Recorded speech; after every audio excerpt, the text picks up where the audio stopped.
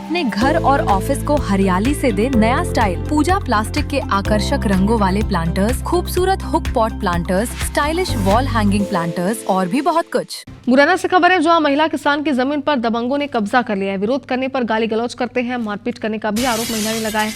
Police पर शिकायत के बाद भी कार्रवाई नहीं करने का आरोप है। पीड़ित पक्ष ने विवाद का वीडियो सोशल मीडिया पर वायरल किया।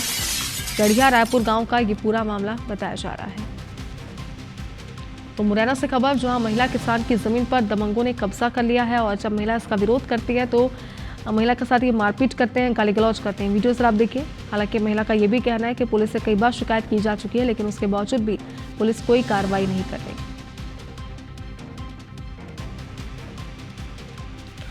तो देखिए, अपने आप में एक बड़ा सवाल है कि पुलिस का काम होता है कि अगर इस तरीके से गुंडे बदमाश आतंक मचा रहे हैं, लोगों को परेशान कर रहे हैं, तो उन पर कार्रवाई की जाए।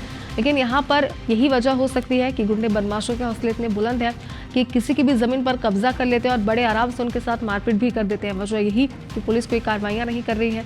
वीडियो से आप देखिए किस तरीके से महिला अपनी जमीन को लेकर गुहार लगा रही है, हर तरीके से कोशिश कर रही है, उनसे निवेदन कर रही है कि उसकी जमीन को कब्जा मुक्त ये कर दे, लेकिन उसके बावजूद भी दबंग उसके साथ गाली गलौज करते हैं और इसके बाद मारपीट भी करते हैं। जब IBC 24 ने इस महिला से बातचीत की तो महिला का ये कहना है कि पुलिस भी इस पूरे मामले पर कोई कार्रवाई नहीं कर रही है। कई बार शिकायतें भी की जा चुकी हैं।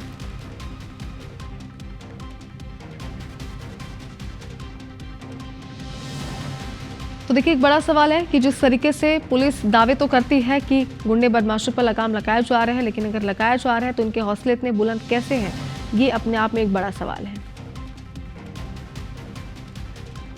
सत्येंद्र हमारे सहयोगी हमारे साथ जुड़ गए। सत्येंद्र, बताएं क्या था ये पूरा मामला, कब से महिला की जमीन पर इन्होंने कब्जा किया हुआ है?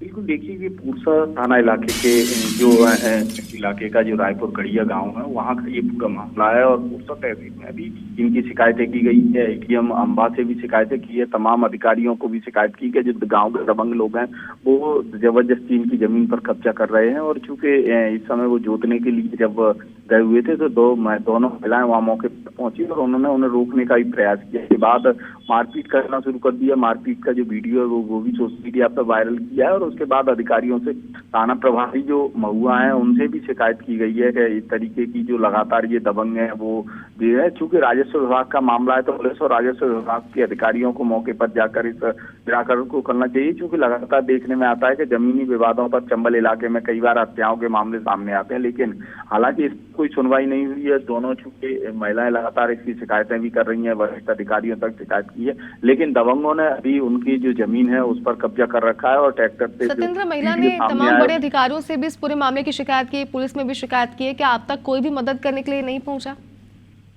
बिल्कुल, देखिए अभी तक जिस तरीके का जो परिवार के लोगों का और जो महिलाओं का जो आरोप है, उनका कहना है कि अभी तक चूंकि शिकायत तो की गई है, आवेदन सबको दिए गए हैं, लेकिन अभी तक इसका हल किसी ने नहीं निकाला। जब दबंग खेत जोतने के लिए खेत पर पहुंचे थे तो उन्हें रोकने का भी उन्होंने प्रयास किया था, लेकिन जब कोई सुनवाई नहीं होती है तो अमूमन ये देखने आता है कि या तो लोग इस तरीके से, चूंकि जो चंबल में पुरानी प्रथा है कि या तो वो हथियार उठाते हैं, इस तरीके चूंकि अपने हाथ में ही कानून को लेते हैं। यही इलाके के रहने वाले हैं क्या? पहले भी इन्होंने इस तरीके से लोगों की जमीनों पर कब्जा किया है? कोई जानकारी से लेकर?